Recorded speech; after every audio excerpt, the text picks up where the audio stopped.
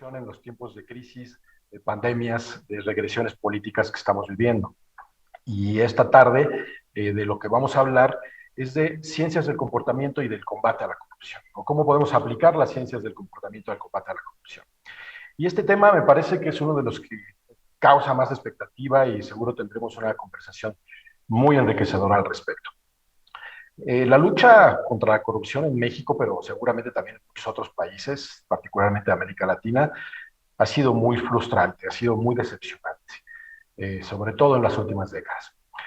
A pesar de que está en el tope de las agendas públicas, en el discurso político de todas las fuerzas, a pesar de múltiples reformas institucionales recientes, el problema, lejos de ceder, pareciera a veces que se agrava, tanto en la percepción de la gente como en los datos duros que nos hablan de la experiencia cotidiana de las personas con la corrupción.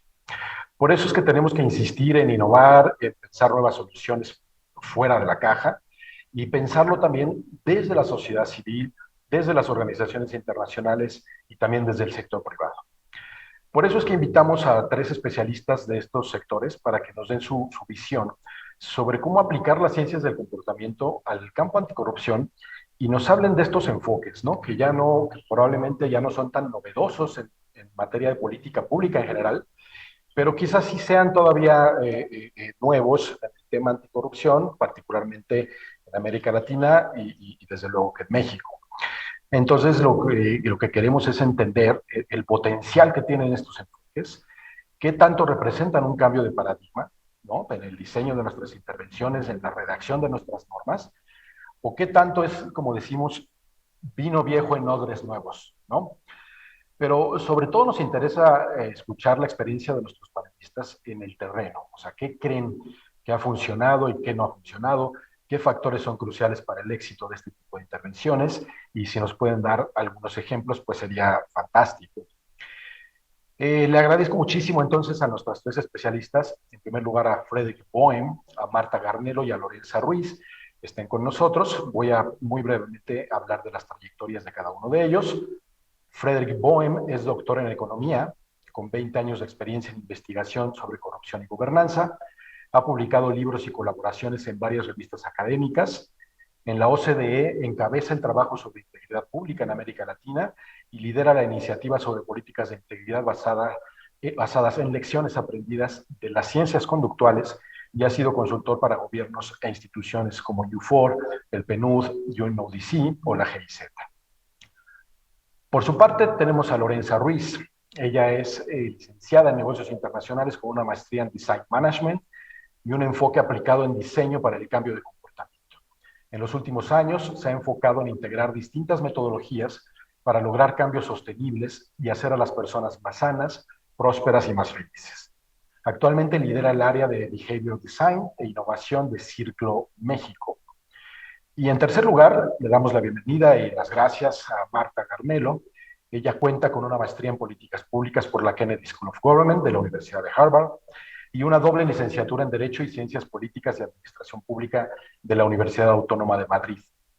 Actualmente es asesora principal en Behavioral Insights Team América, donde diseña y evalúa políticas informadas por ciencias del comportamiento en colaboración con aliados como el Programa de las Naciones Unidas para el Desarrollo y el Banco Mundial. Bueno, a los tres les comento que la dinámica es muy sencilla. Tendremos 2 rondas de intervenciones y después un breve intercambio libre. Y de haber tiempo, tomaremos un par de preguntas de la audiencia. La primera pregunta es para Marta. Hay varios conceptos, Marta, asociados a la economía del comportamiento, ¿no? La arquitectura de decisiones, el análisis de sesgos y heurísticas que influyen en la toma de decisiones, las normas sociales, la idea general de experimentación, los famosos notches, ¿no?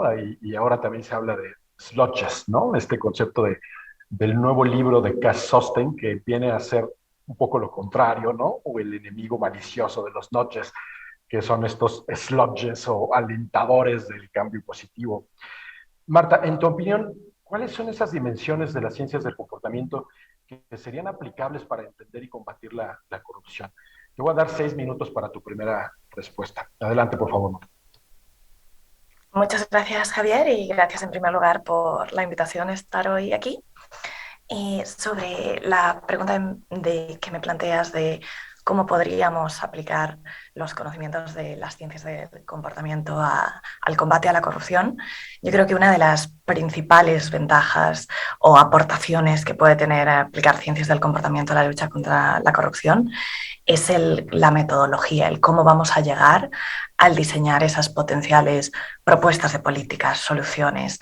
Las ciencias del comportamiento al final no dejan de ser el estudio riguroso de cómo las personas tomamos decisiones, de qué factores influyen en nuestro comportamiento y el poder aplicarlo de esta forma, este análisis a la lucha contra la corrupción, nos anima, por así decirlo, parte del proceso sería el primero identificar cuáles son esos comportamientos específicos que queremos cambiar. Una de las aportaciones, yo creo, es tratar de romper, por así decirlo, o descomponer problemáticas que a menudo pueden ser muy complejas y se denominan, no es una cuestión de normas sociales o es una cuestión estructural. Eh, y el tratar de identificar, bueno, pero cuáles son, qué queremos que haga quién, ¿no? Cuáles son esos comportamientos concretos que quisiéramos ver en el día a día y que si se materializan, quieren decir que vamos a lograr avanzar en ese combate contra la corrupción. Y eso involucra a nosotros por la metodología que normalmente implementamos en nuestro trabajo con socios de gobierno, de sociedad civil, de sector privado, involucra el tratar de efectivamente entender cuáles son las barreras al cambio de comportamiento y potenciales motivaciones en el contexto específico, el no únicamente trasladar soluciones de, bueno, qué sabemos de qué funciona para cambiar comportamientos y qué ha funcionado en otros contextos, sino en el hacedor de política pública, en el personal de sector privado, sector social, cuál es el contexto específico en el que quieres incidir, cuáles son esos comportamientos y qué técnicas en base a identificar, hacer un análisis pormenorizado de cuáles son barreras y potenciales motivaciones, diseñar estrategias informadas por ciencias del comportamiento que efectivamente vayan a abordar esas barreras. ¿A qué me refiero? Las ciencias del comportamiento nos dicen que las personas, lo que tradicionalmente se ha denominado la teoría del procesamiento dual, es que las personas pensamos con dos sistemas, por así decirlo. Un sistema rápido o intuitivo, automático, de si yo a cualquiera de vosotros digo cuánto es 2 más 2, enseguida todo el mundo me sabe decir 4, o si cuál es el camino que tomamos todos los días o tomábamos cuando aún íbamos en persona a la oficina, aunque muchos ya habrán regresado, pero el tomar nuestro camino a la oficina todos los días lo hacemos casi de forma inconsciente, automática. Entonces hay muchas de esas decisiones en nuestro día a día y de comportamientos que están determinados por ese pensamiento rápido o automático. Y luego hay otras decisiones y otros comportamientos que vienen determinados por el sistema lento, el sistema 2, que responde más a esos arquetipos tradicionales del ser humano perfectamente racional, que cuando vamos a tomar una decisión vamos a valorar cuáles son los pros, cuáles son los contras, cuáles son las ventajas y desventajas y en función a ese análisis, casi que de costo-beneficio, decidir cuál es el curso de acción más racional. Las ciencias del comportamiento nos dicen que ese análisis más deliberativo del sistema 2 es mucho menos común de lo que pensábamos, en el sentido de que gran parte de nuestro día a día, de nuestras decisiones, van definidas por el sistema inconsciente, automático, el hecho de que todos tomamos pistas del entorno para definir nuestro comportamiento. Entonces, la aportación que podemos hacer desde las ciencias del comportamiento es entender específicamente cuándo estamos utilizando ese pensamiento rápido y ese pensamiento lento en contextos de potenciales prácticas corruptas y identificar precisamente si sabemos que el sistema 1, ese pensamiento rápido, está muy influido por el entorno, el pensar en cómo podemos, por el entorno y por nuestros propios sesgos a la hora de percibir la realidad y los estímulos que recibimos, cómo podemos aprovechar ese conocimiento para diseñar mejores políticas que respondan efectivamente a cómo, sí, a la práctica, ¿no? No a cómo los seres humanos nos comportamos conforme a modelos teóricos, sino cómo en el día a día definimos nuestras acciones. Entonces, para dar algún ejemplo ilustrativo, porque sé que puede, en la temática de las ciencias del comportamiento y la metodología, puede parecer muy abstracto, pero uno de los sesgos que puede influir a la hora de adoptar o no prácticas corruptas es la normalización, ¿no? El pensar todos lo hacen. Entonces, si este es el comportamiento de la mayoría, yo tengo esa tendencia, todos somos animales sociales y tenemos esa tendencia a conformarnos al comportamiento de la mayoría. Una de las prácticas o de las estrategias que podemos implementar para sobreponernos a eso es comunicar cuál es la verdadera norma social o corregir creencias erróneas de si verdaderamente las personas creen que todo lo hacen, todas las personas implementan esa práctica corrupta y en realidad es una minoría. Clarificar eso, dar la información verdadera para corregir esas percepciones y que no haya esa tendencia a sumarse al comportamiento de la mayoría. O, por ejemplo, tenemos lo que se denomina el sesgo de la omisión, que es que yo me siento mucho menos responsable de mis omisiones que de mis acciones. Yo puedo dejar de pagar Hacienda $10.000 y yo simplemente no declaré algunas de mis ganancias o de mis ingresos. Y me siento mucho menos responsable de eso, porque simplemente fue una omisión, fue una información que yo no transmití, que si yo voy al Ministerio de Hacienda y me llevo una bolsa con $10.000, ¿no? Porque eso es una acción, es activo de mi parte. Entonces, entender esas, y para abordar eso, sí es importante como que las intervenciones de combate a la corrupción hagan ver que aun cuando estamos realizando una misión, es una decisión que yo estoy tomando, ¿no? Es una decisión deliberada que yo estoy tomando de dejar de, pues en este caso, comunicar a la administración tributaria esa información. Pero sí son algunos ejemplos de cómo esos aspectos más de cómo percibimos el entorno, de cómo se nos presenta la información, pueden tener una influencia desmesurada en nuestro comportamiento. Claro, fantástico, fantástico. Marta, pues la verdad que es una muy buena primera intervención. Yo destacaría tres elementos que tú pones sobre la mesa. El primero, la importancia del método, ¿no? Y cómo es importante identificar qué cambios conductuales queremos observar en términos de, o como una primera fase del diseño de cualquier intervención en modelos conductuales. Y lo otro que nos llama la atención es sobre la importancia del contexto, ¿no? Que las soluciones o las intervenciones tienen que ser sensibles al entorno. Y voy a volver contigo después porque quizás esto presenta también algún problema para la exportación o la replicabilidad de las buenas prácticas o de las intervenciones que se han experimentado en ciertos contextos. Pero bueno, ese sería, digamos, un segundo elemento importante de tu intervención. Y el tercero es esto último que tú comentas. Hay un componente activo y pasivo, ¿no? Del comportamiento y esto pues se refleja en ciertos sesgos que nos llevan o no a estos procesos de normalización y de responsabilización de la propia conducta. Entonces son tres elementos que me parecen pues, digamos, esenciales de tu primera intervención.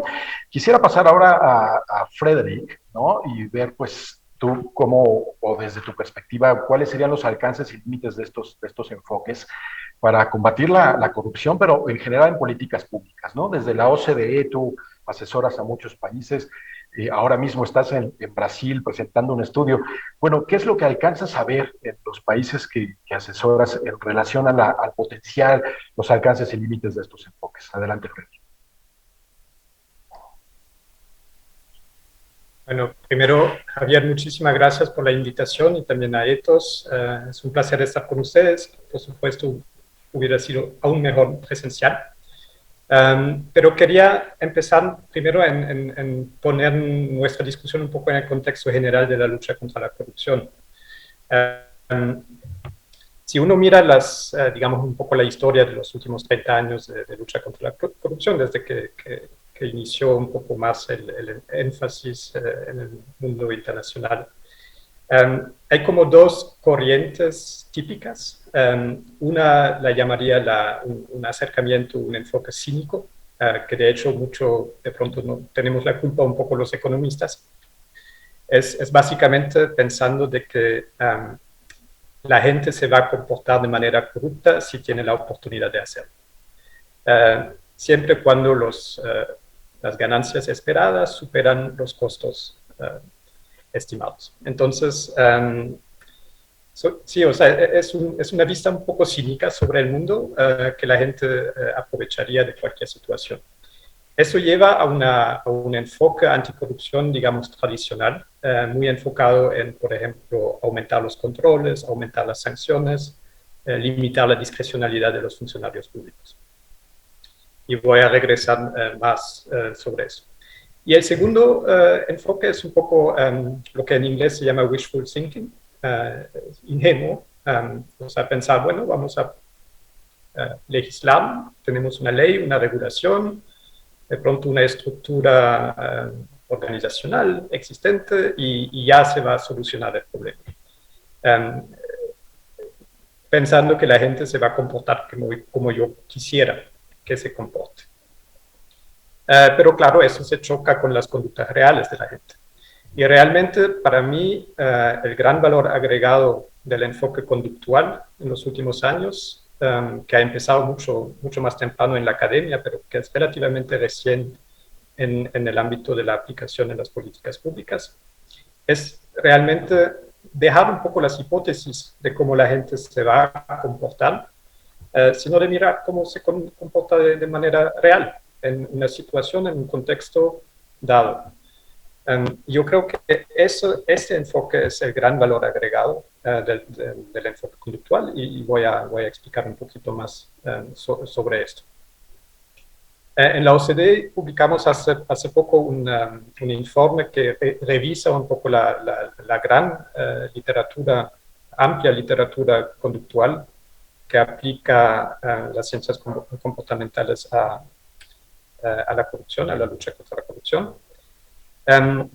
Pero realmente quisiera ahora enfocarme en 4 mensajes, digamos, claves, no en orden de importancia, de hecho voy a terminar de pronto con el más importante. Primero es el enfoque nos ayudó a ser mucho más conscientes de posibles consecuencias indeseadas de la lucha contra la corrupción tradicional. Y les voy a poner un ejemplo. Hay un artículo muy interesante que se ha hecho en Costa Rica, donde se implementó un experimento, un grupo de control, un grupo de tratamientos, se expuso un grupo a una típica información de una campaña de concientización que hacen todas las instituciones anticorrupción en el mundo, básicamente diciendo que la corrupción aumentó, que la corrupción es mala, que hay mucha corrupción en Costa Rica. Y en el otro grupo no se le dio esa información y después se hizo un juego en el cual los participantes en el experimento tenían la oportunidad de comportarse de manera no ética. Resulta que los que estuvieron expuestos a la campaña de concientización se comportaron de manera menos ética que los que no recibieron ninguna información. Y eso es muy relacionado a lo que dijo Marta. Esas estrategias de racionalización, de normalizar prácticas corruptas. O sea, ¿qué pasó en la cabeza de las personas que estuvieron expuestos? Básicamente, de manera inconsciente, se les recordó que hay mucha corrupción. Entonces, va ese razonamiento, si todo el mundo lo hace, ¿por qué no yo? Y de eso hay muchos resultados muy interesantes en la literatura. Luego hay también el tema de la implementación de medidas anticorrupción, que es útil conocer las barreras cognitivas de las personas involucradas, cómo se toman decisiones éticas, pero también cualquier tipo de comportamiento. Cuando estamos implementando una medida, tenemos que estar seguros de saber si existen algunas barreras cognitivas, sociales, que a lo mejor podrían impedir una buena implementación de la medida. Tercero, Marta también lo mencionó, el enfoque conductual viniendo de la academia tiene un cierto rigor, con un proceso inductivo, de primero entender el problema, el contexto, implementar, pilotear una medida, ver si realmente funcionó y de ahí sacar conclusiones. Y el último, termino en esto porque eso es de pronto mi mensaje más importante, es que para prevenir realmente la corrupción y promover culturas de integridad, es necesario no pensar únicamente en los corruptos. Y eso es muy importante y de pronto una de las grandes falencias pasadas. Las medidas anticorrupción tradicionales apuntan a los malos, pero sabemos que la gran mayoría de la gente no es mal, no es criminal, pero sí puede ser sujeta a ciertos sesgos, a ciertas dinámicas sociales que que hacen que de pronto no hacen algunas acciones que no son tan éticas.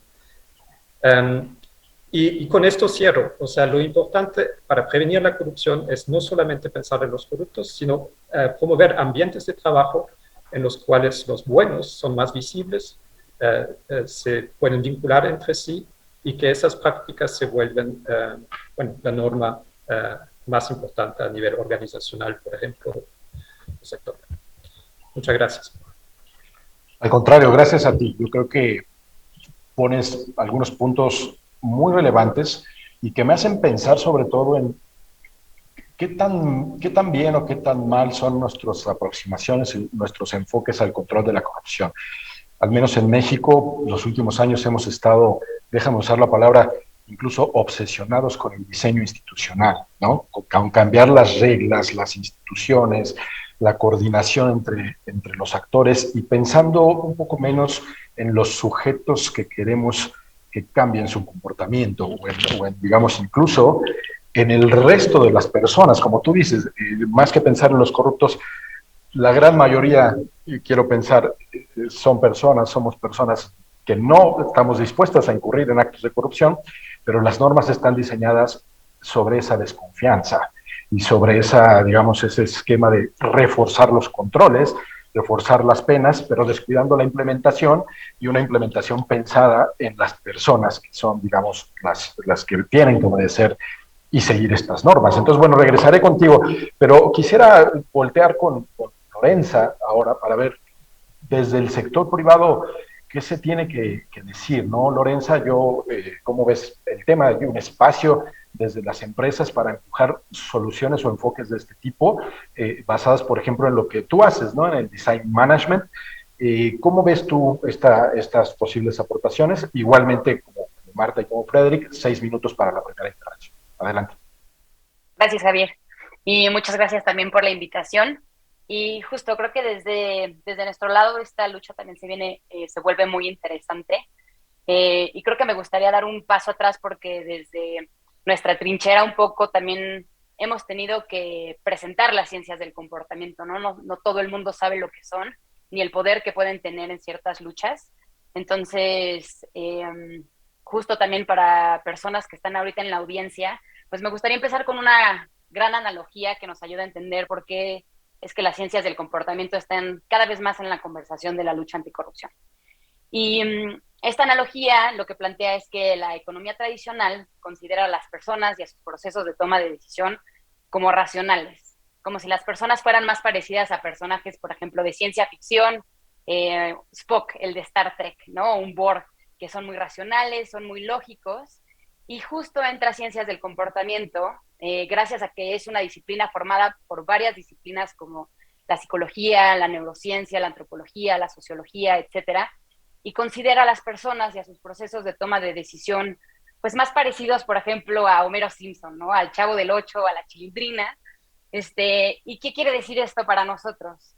Que si miramos entonces a las personas y a sus procesos de toma de decisión con el enfoque de la economía tradicional, entonces las personas tendríamos que ser mucho más racionales. Deberíamos de medir costos y beneficios. Marta mencionaba como cuando mencionó el sistema 2, muy racionales, estos pros y estos contras, ¿no? Maximizaríamos la utilidad. Como mencionaba Frederick, a lo mejor y los castigos y las leyes funcionarían a la perfección porque pues somos como Spock, ¿no? Muy racionales. Pero lo que ya nos hemos dado cuenta y en donde viene ciencias del comportamiento y es en de sus grandes aportaciones es que nuestros procesos de toma de decisión somos más como Homero y esto lo que significa es que seguramente tenemos comportamientos mucho más emocionales, nos influencia mucho el contexto. Por ejemplo, ahorramos a lo mejor de manera insuficiente, hacemos menos ejercicio del que quisiéramos, a lo mejor no nos alimentamos tan bien.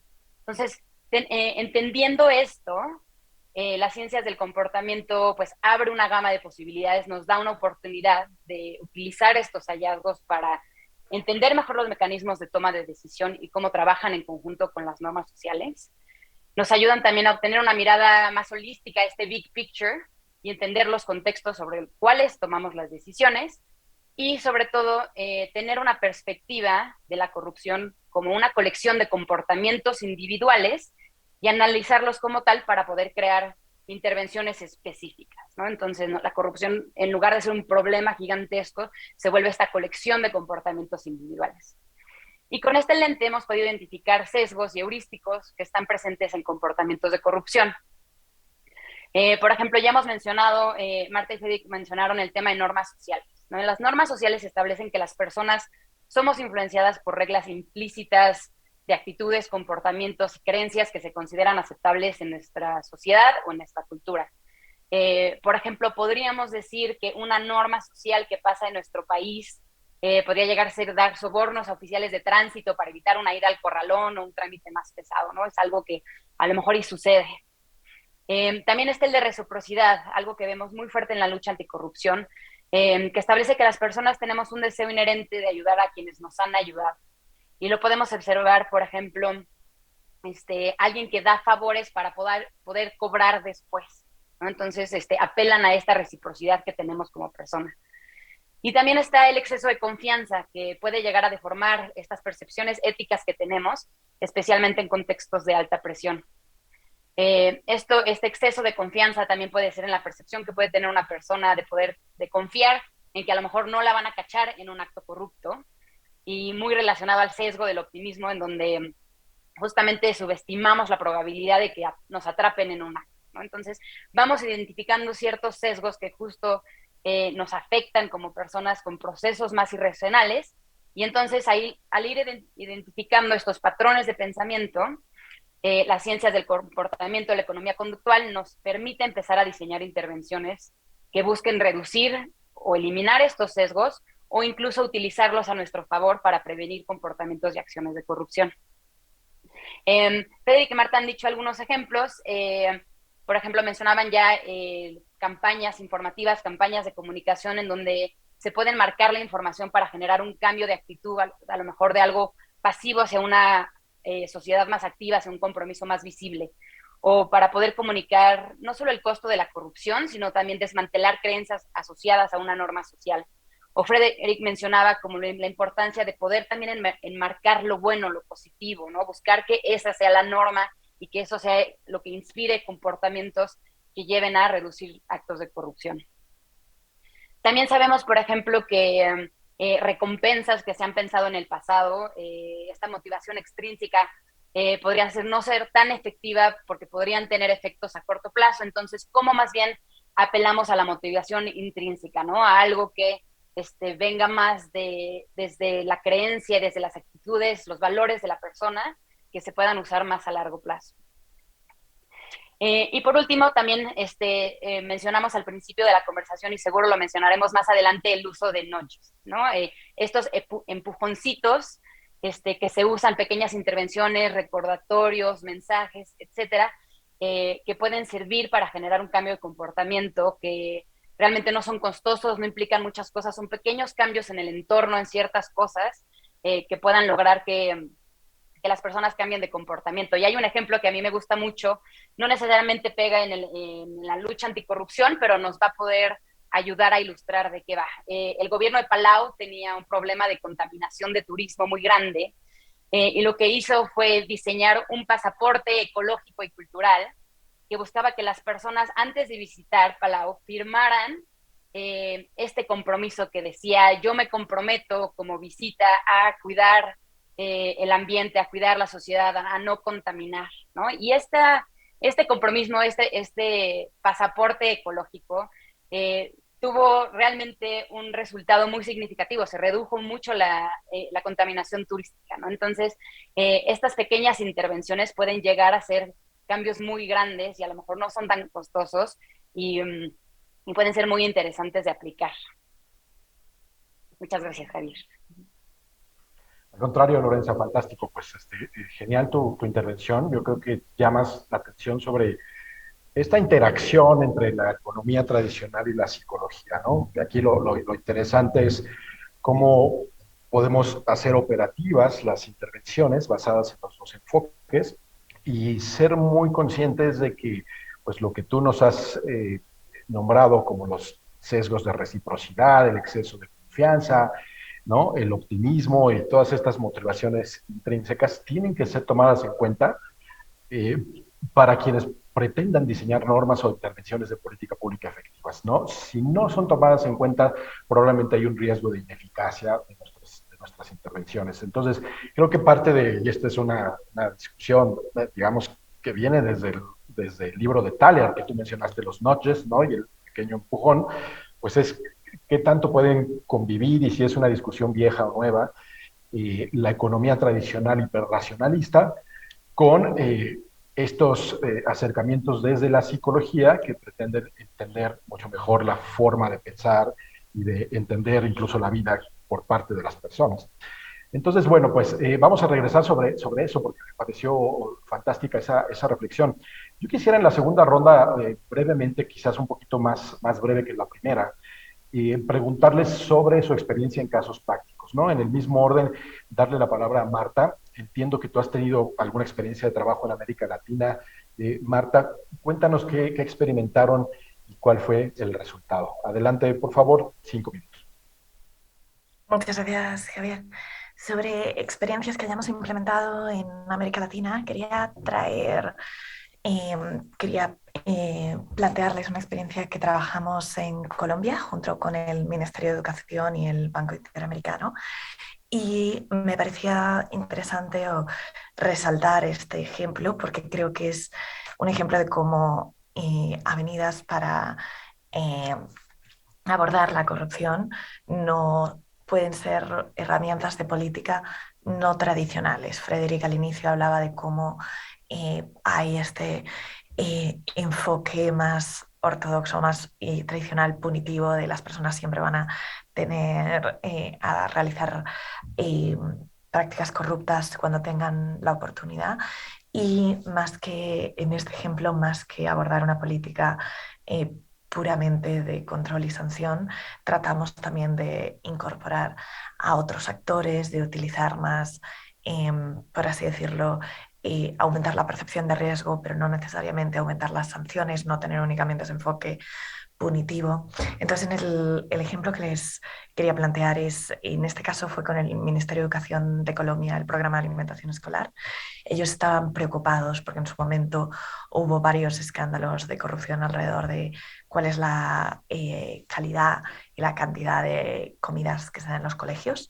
Entonces cuando comenzamos a trabajar este proyecto, si no me equivoco, en 2016, hubo un escándalo en el que básicamente salieron algunos vídeos virales en el que proveedores de alimentación escolar estaban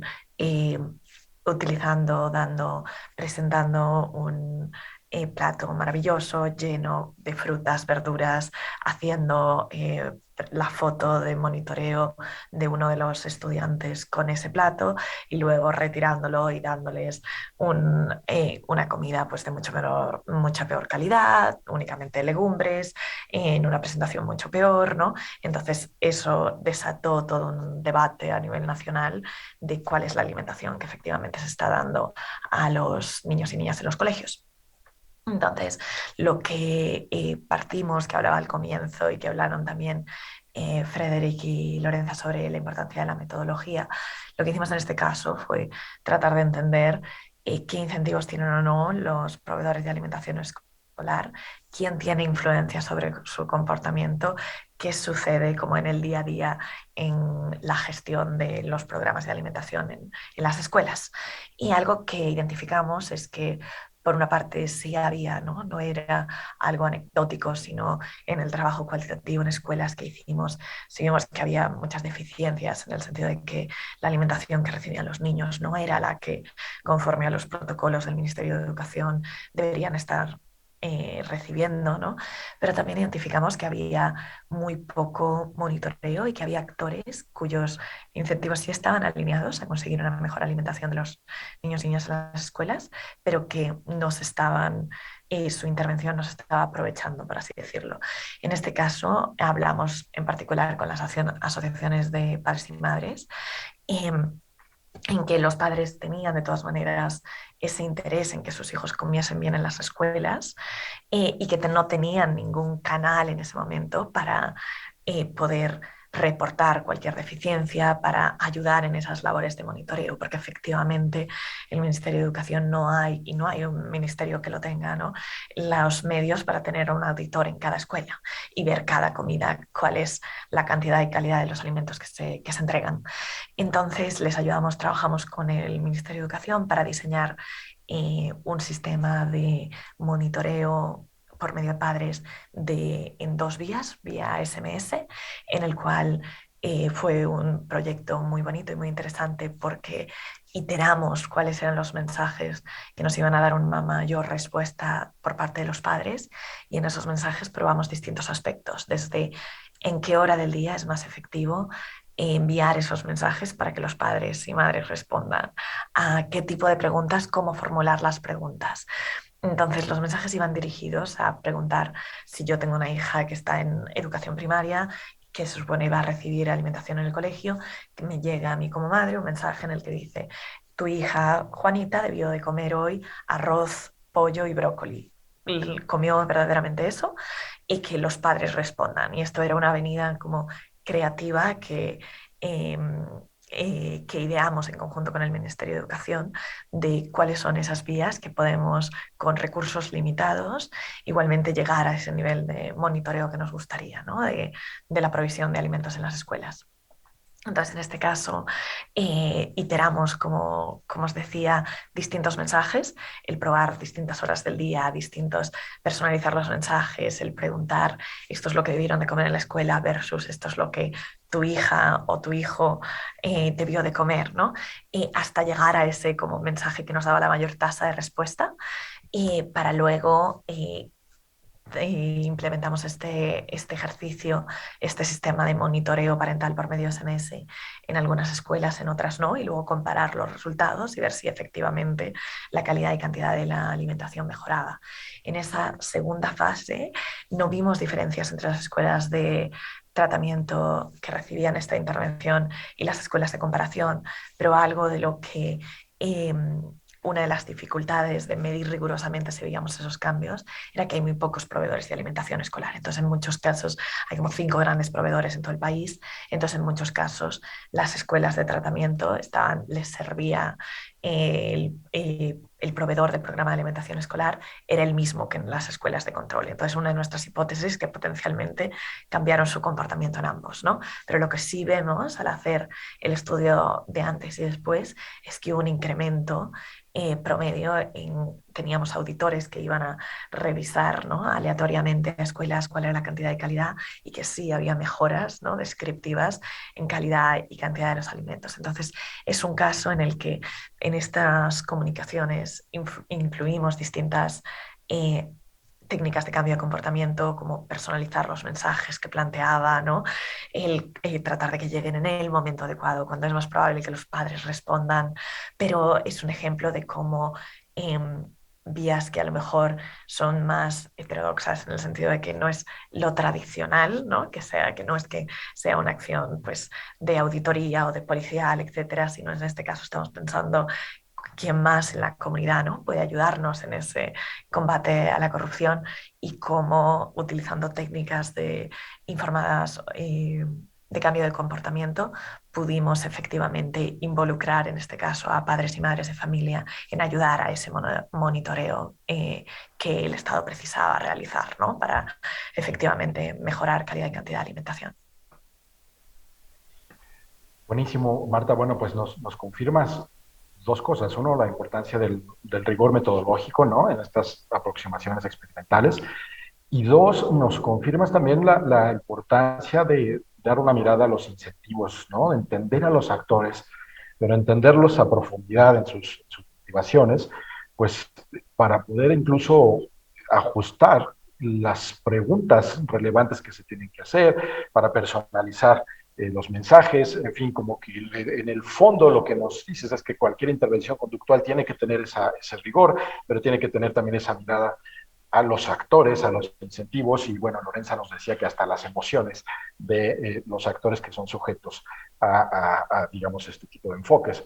Frederick, desde tu cancha, seguramente también tienes algunos ejemplos de aplicaciones en diferentes países, ¿no? No sé si puedes contarnos de algunos que creas que son significativos, sobre todo para absorber, ¿no? Absorber estos ejemplos como aprendizajes. Te doy también la palabra por 5 minutos. Adelante, Frederick. Muchísimas gracias. O sea, primero resaltar que realmente hay muy pocas aplicaciones en la práctica todavía. O sea, lo que hicieron MAP en Colombia es súper interesante y muy importante. Hay de hecho un ejemplo también en México, donde la Secretaría de Función Pública junto con el CIDE implementó diferentes mensajes para recordar a los funcionarios públicos de registrar regalos que recibieron. Fue muy interesante. Lo que pasa es que simplemente después prohibieron los regalos, entonces fue un poco, no se pudieron realmente usar estos resultados. Yo creo que es muy importante lo que dijo Marta y lo que resaltaste, Jorge, Javier, perdón, el tema de la rigurosidad. La OCDE desarrolló una metodología que se llama BASIC, que básicamente es como una receta para implementar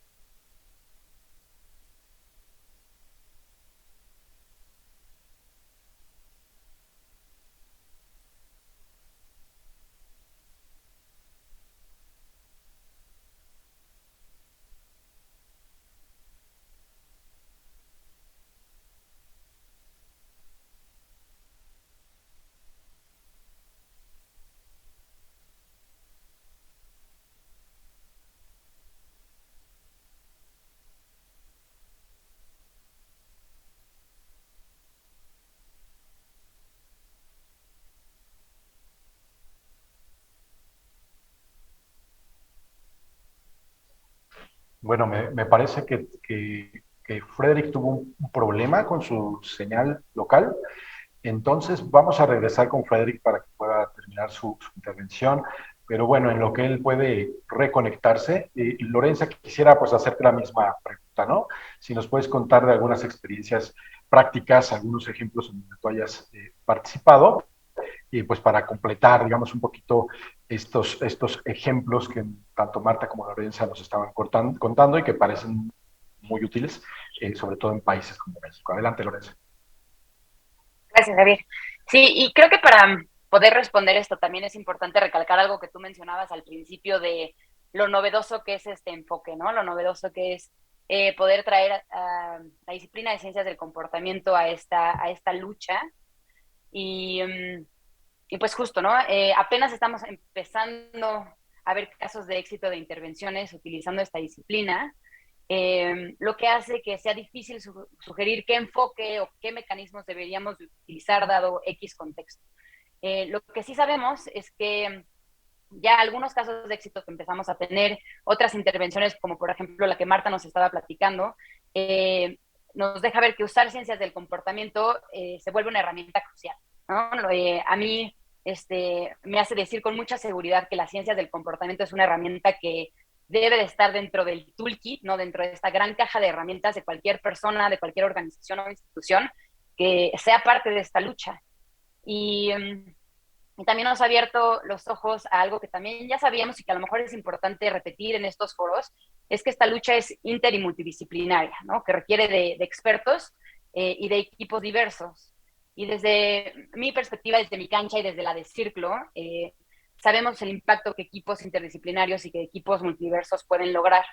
Nosotros, por ejemplo, utilizamos metodologías de innovación y de diseño estratégico, por ejemplo, Design Thinking, Human Centered Design, en conjunto con ciencias del comportamiento para poder resolver retos y lograr un impacto mayor y más sostenible. Y desde este lente de diseño es interesante porque aprendemos la importancia de poder empatizar. Y esto se vuelve un paso fundamental en la lucha anticorrupción. El enseñar a las personas en el poder a ser empáticas hacia las personas y hacia las comunidades, hacia las y los ciudadanos, se vuelve un mecanismo poderoso para poder evitar o reducir actos de corrupción. Esto idealmente lograría generar comportamientos pues, más honestos, más íntegros, ya que empatizar con una comunidad haría menos probable el querer perjudicarla directamente, ¿no? O perjudicarla a través de un acto directo. Entonces, sabemos también, por ejemplo, que este tipo de herramientas, este tipo de lentes más empáticos nos ayudan también a encontrar diferencias culturales que impactan actos de corrupción de maneras distintas según el país en el que estamos.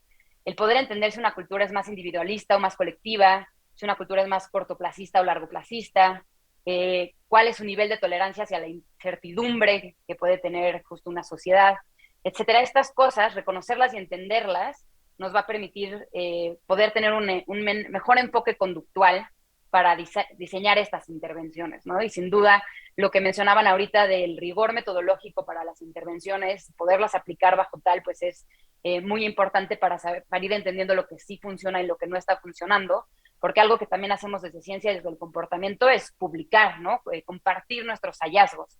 Nos importa de igual forma saber lo que existe, lo que dio resultado, como lo que no, y entender el por qué no dio resultado. Y también creo que, si recordamos, al principio mencionaba, si usamos esta perspectiva de ver la corrupción como un conjunto de comportamientos individuales, entonces nuestros diseños, nuestras intervenciones son muy, muy específicos para momentos de decisión. Entonces, podríamos, por ejemplo, diseñar un sistema de recompensas por buenos comportamientos, el cual pueda tener un cambio muy rápido, ¿no? Recompensas externas que generen un cambio de comportamiento muy rápido que nos ayude a solucionar un problema muy específico en un contexto y pues pueda dar soluciones súper rápidas. O, por el otro lado, si quisiéramos un enfoque de más sostenible que dure más, pues entonces apelamos de nuevo a la motivación intrínseca. Entonces, entendiendo estas diferencias, tanto el contexto, tanto la diferencia entre sociedades, entre culturas, hace que las intervenciones sean mucho mejor diseñadas. Y hay ejemplos, por ejemplo, en Paraguay, me gusta mucho porque es incluso pues cómico como lo que podemos llegar a diseñar, pero puede funcionar. Hicieron una campaña que le llamaban el traje sin bolsillos, un traje de vestir para hombre, que buscaba que justo los funcionarios públicos compraran este traje que no tiene bolsillos y entonces de esta forma ya no pudiera robarse dinero porque no tiene bolsas en donde guardarlos, ¿no? En la India también sabemos que desde el 2017 tienen lo que inició como una campaña, hoy se convirtió ya en algo que sucede en el país, que tienen un billete circulando de 0 rupees, que busca justamente terminar con los sobornos. Entonces, cuando estás dentro de un contexto, en una situación en donde se podría típicamente o estaba normalizado dar un soborno, pues tienes este billete de 0 rupees que das, ¿no? Como yo no estoy de acuerdo, yo no voy a participar en este acto de corrupción. También sabemos, por ejemplo, otro ejemplo de Ruanda, que está tratando a través de reenmarcar la identidad colectiva por medios de campañas de comunicación, redes sociales, etcétera, generar una nueva identidad en donde los actos corruptos e ilícitos del pasado generen ya estigma y ya no vengan al caso con las normas sociales actuales. Entonces es totalmente reenmarcar el discurso cultural, ¿no? El discurso público de cómo es Ruanda hoy, qué es lo esperado, cuáles son las normas sociales de hoy. Y sé, por ejemplo, en México también hay un esfuerzo para evitar el dar regalos a través de enviar mensajes informados con mecanismos de ciencias del comportamiento. Yo la verdad aún no sé si ya están esos resultados, pero sé que ya estamos empezando a implementar en nivel colectivo ciertas estrategias de ciencias del comportamiento para evitar actos de corrupción. Gracias, Lorenza. Pues muy interesantes e incluso divertidos los ejemplos de campañas que comentas en Paraguay, en Ruanda, el traje sin bolsillos. Yo creo que hay espacio para la innovación, para la creatividad, y bueno, pues los equipos multidisciplinarios son ideales para poder generar este espíritu de salir de la caja, como decíamos, y de plantear soluciones pues realmente innovadoras. Apelar a las identidades, como tú comentas, sin duda también es muy importante. Esto lo vimos en diferentes campañas, por ejemplo, en el marco de la pandemia, fomentar el uso de las máscaras, ¿no? De las mascarillas. En fin, ha habido como diferentes intervenciones conductuales en diferentes contextos, no únicamente en el ámbito anticorrupción, pero bueno, pues como decía Frederick, ejemplos hay pocos todavía.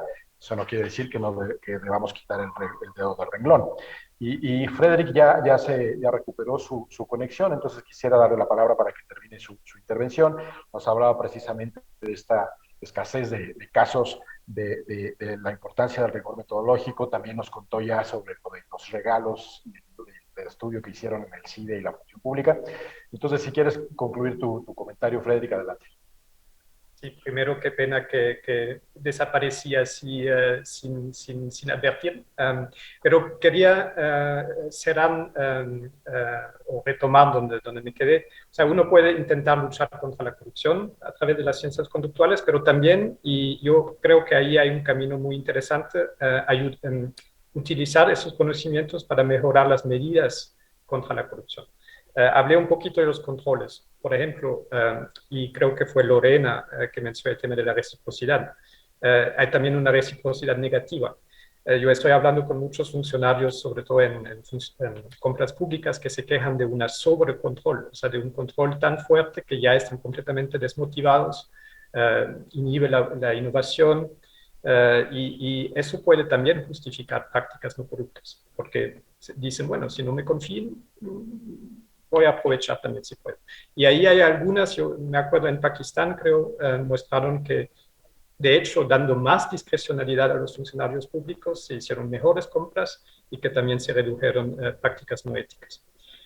En Brasil, ahora mismo estamos, por ejemplo, también explorando el tema del liderazgo de integridad a niveles intermedios. O sea, claro, a nivel más alto es muy importante, pero sabemos de las ciencias de comportamiento que el peer directo es muy importante para moldear mi comportamiento, mi conducta. O sea, así como se comporta mi jefe, eso tiene una gran influencia en mi comportamiento.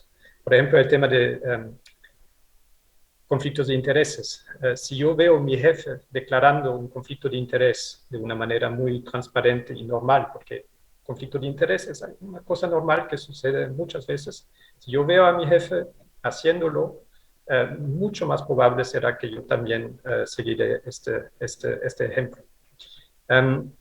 También recién hemos publicado un trabajo, un informe que hicimos con la Contraloría en Chile, que busca mejorar el seguimiento a los informes de auditoría. Vemos que había muy poca, bueno, 50% más o menos de las observaciones de los informes de auditoría no se implementan, y la perspectiva conductual nos ayudó a entender un poco algunos de esos factores en las relaciones entre auditores y auditados que impiden, que podrían impedir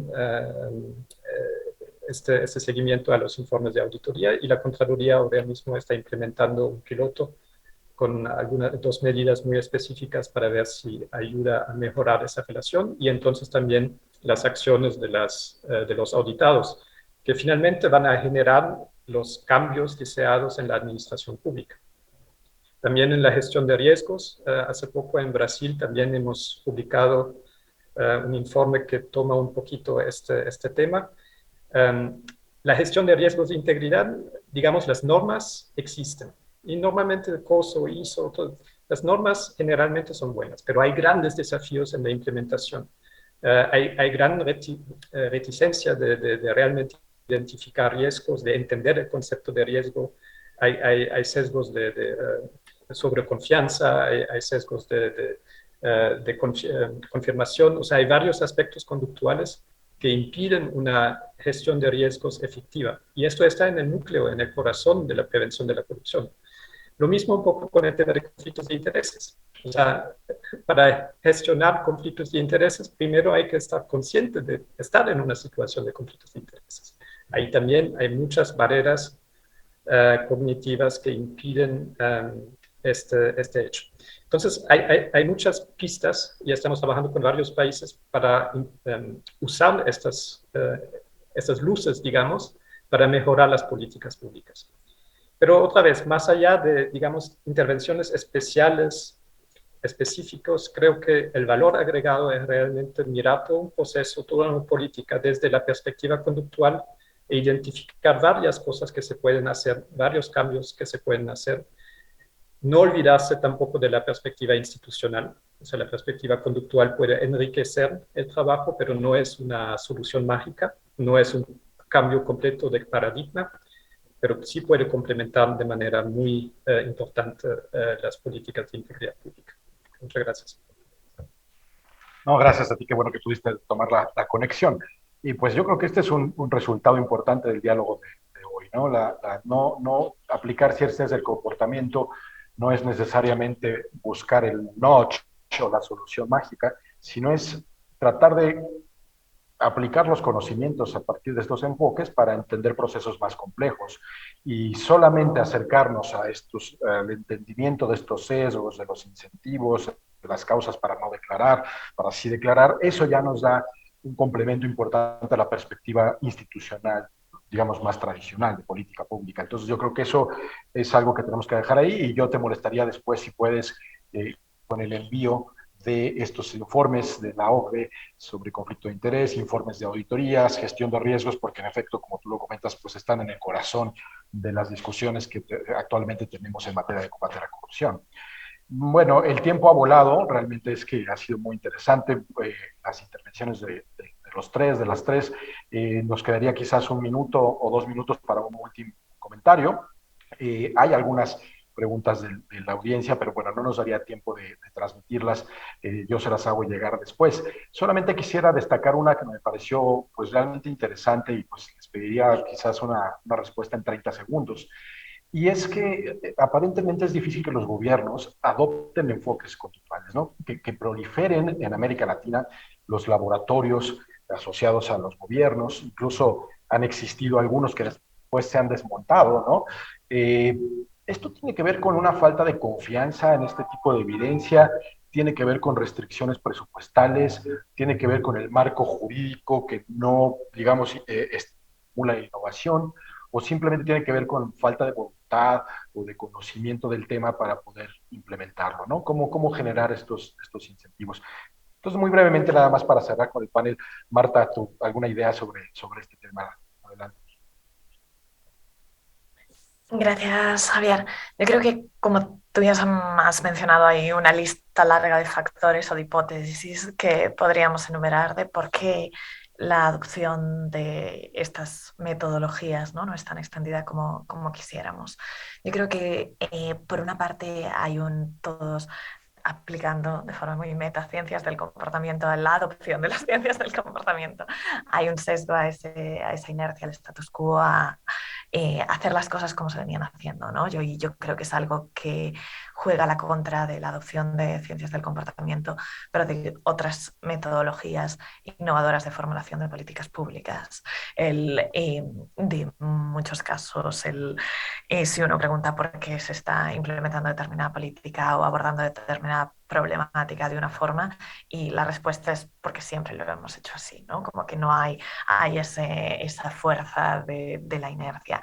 Yo creo que también más que una reticencia, o sea, por una parte decir que a pesar de que es más lento de lo que nos gustaría, sobre todo los que trabajamos en este mundo nos gustaría, ¿no? Que nos gustaría que estas metodologías fueran más extendidas, sí ha aumentado muchísimo, ¿no? Nosotros empezamos a trabajar desde el Behavioral Insights Team, nuestro primer proyecto fuera de Reino Unido, de hecho fue en Guatemala en 2014, y de 8 años, ¿no? En los últimos 8 años a esta parte, se ha aumentado mucho el interés y la cantidad de gobiernos en la región como que están dispuestos a, ¿no?